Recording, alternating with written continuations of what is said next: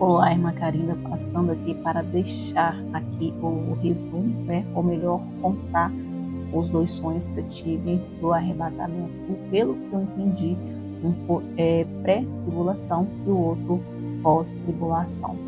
Então, o primeiro que eu tive foi o pré-tribulação.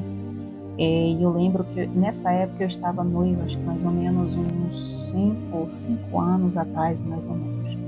Eu sonhei que eu estava próximo a um lago extenso, como se fosse um mar, né? Bem dizendo. Aí caiu uma bola de fogo dos céus. E na minha mente, mesmo no sonho, eu falei, nossa, caiu um satélite. E quando essa bola de fogo se chocou ao mar, eu comecei a flutuar. E eu vi que aquela pessoa que era meu noivo, eu percebi que ele estava ficando, então eu fiquei apavorada, eu chamei 3 vezes, Jesus, Jesus, Jesus, deixe eu voltar, para avisar para ele permanecer firme até o fim. Então, minha irmã, isso foi muito triste, olha só, ele estava ficando, então, Jesus não deixou, lógico, Jesus não deixou eu voltar, e eu continuei subindo. E quando eu cheguei assim numa parte um pouquinho mais alta, eu percebi, eu ouvi um louvor muito lindo, um louvor glorioso, algo que eu nunca tinha ouvido antes.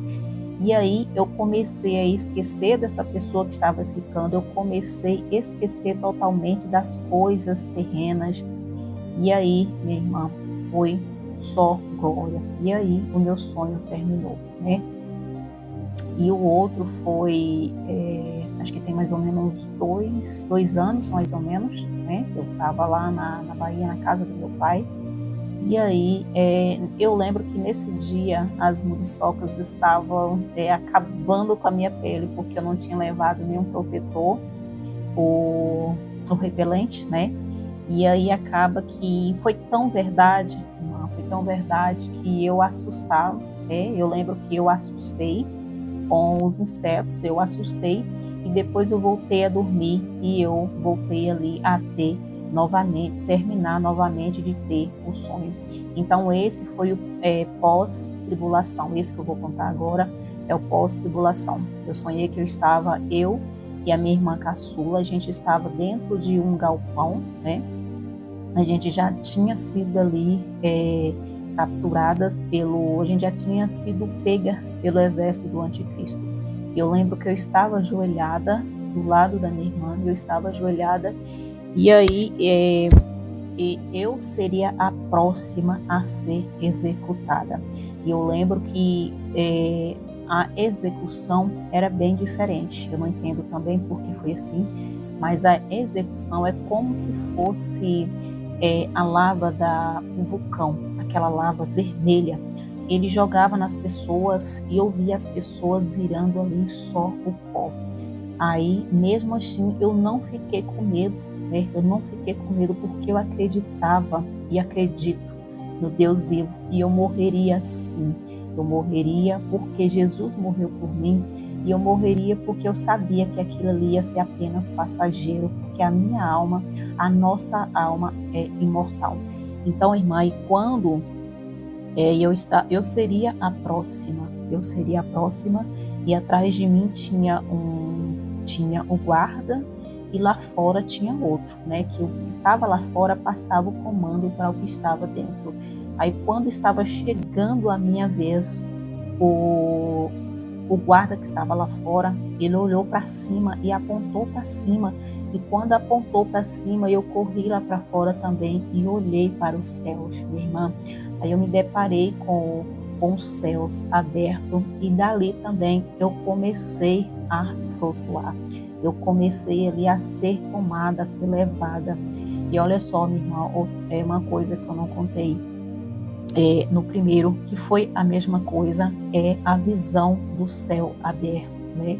Ele é tipo mesmo, redondo, como se fosse, assim, como se fosse uma luminária, daquelas luminárias bem chique, e ela tem ali a cor dourado e uma cor de cristal, né? Tem o dourado ao redor e a parte mais de dentro é como se fosse um cristal bem reluzente.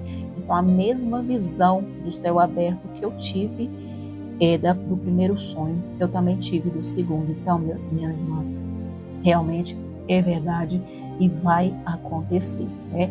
Então, o que queremos dizer, ou melhor, o que Deus quis dizer, pelo que eu entendi, é que hoje nós temos que falar, né? E temos que falar sim para as pessoas permanecer firme até o fim, porque muitas das vezes a pessoa ela fica ali sem saber, né? Ou ela vai mesmo perdendo as forças dela, ela fala, Jesus está demorando de voltar, e muitas das vezes ela vai perdendo a força, ela vai perdendo a fé, e ela vai perdendo a capacidade mesmo de acreditar em Deus, né? E isso é muito perigoso. E já o pós-tribulação, né, é muito mais pesado, muito mais pesado. Então, o que eu penso assim, de uma forma ou de outra, não importa se você crê que você vai ser arrebatado antes ou depois da grande tribulação, né? Porque muitas pessoas também não acreditam nem até mesmo que vai ter arrebatamento, outras pessoas não acreditam que Jesus virá novamente, né? Então, mais importante é você crer em Deus, é você entregar totalmente a sua vida a Ele, porque não será fácil mesmo. E para aqueles que vão ficar, é preciso aí se apegar mesmo à palavra, né? Tem que estar com a palavra dentro de si, porque depois que Jesus vier e levar a sua igreja, não vai as Bíblias, minha irmã, meus irmãos, a Bíblia, nós não teremos mais acesso à Bíblia, porque o anticristo, o exército do anticristo, ele tomará ali tudo, amém? E nós temos que crer que Jesus, em breve, ele voltará, porque as profecias estão se cumprindo aí a todo vapor. Eu creio que ele irá voltar, amém? E eu sou pré-tribulacionista. Eu creio que Jesus irá nos tirar da terra antes que a coisa fique pior. Até porque na palavra dele fala, né, que ele nos livrará no dia da tentação. Eu creio que essa tentação aí que virá sobre todo mundo, como diz na palavra, será aí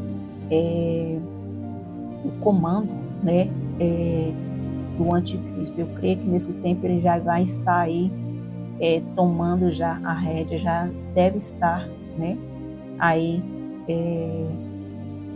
comandando já e tocando terror aqui nessa terra. Então, olha só aqui,